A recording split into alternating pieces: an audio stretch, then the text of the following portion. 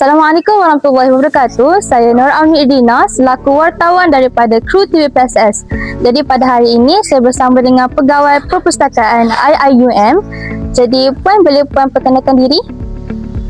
Okay, nama saya Siti Nur binti Mak Idris. Saya adalah Head of Client Service di perpustakaan IIUM dan juga Liaison Librarian untuk seluruh CFS IIUM. Baik. Okay. Saya pula Puan Sahaniza Ibrahim. Saya dah ketua jabatan di perpustakaan. Satulah di CFS Library. Okay, baik Puan. Jadi apa yang tujuan Puan dengan pihak Puan datang ke sekolah kami?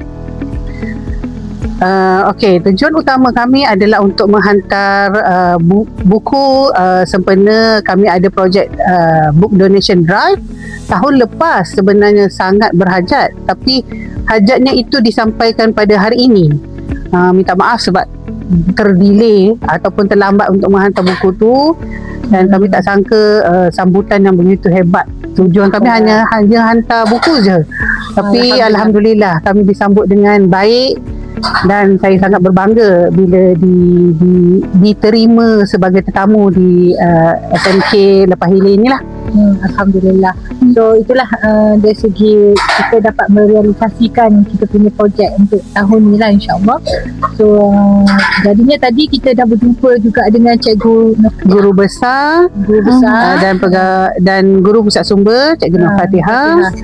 Dan insyaAllah akan datang kami akan mengusahakan projek dengan projek yang lebih besar untuk pihak sekolah, dan insya-Allah kami akan jadikan pusat sumber di sekolah SMK Lepas sebagai angkat lah, macam tu lebih perpustakaan angkat lah kepada CFS Library. Kami pun rasa bersemangat bila cikgu-cikgu kat sini bersemangat, kami pun rasa bersemangat untuk berusaha bersama ni. Okey. Saudari Auni tingkatan berapa? Maaf saya pula. Tak apa.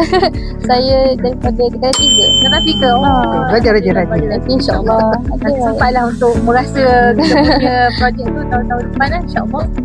Okey, baik. Itu saja daripada kami. Terima kasih Puan. Sama. Terima kasih. Sama. Kami nak jemput jugalah ya. Silalah buat lawatan ke perpustakaan kami di CFS. Dan CFS ini adalah Center for Foundation Studies untuk persediaan pelajar melangkah kaki pertama ke universiti. So boleh anda rasai macam mana bila alam persekolahan dan peralihan ke alam universiti adalah tempatnya di CFS. Selamat datang. Semoga anda juga menjadi warga IIUM. Anak-anak kita. Saya doakan semua orang berjaya. Amin. Terima kasih. Sama. Okay.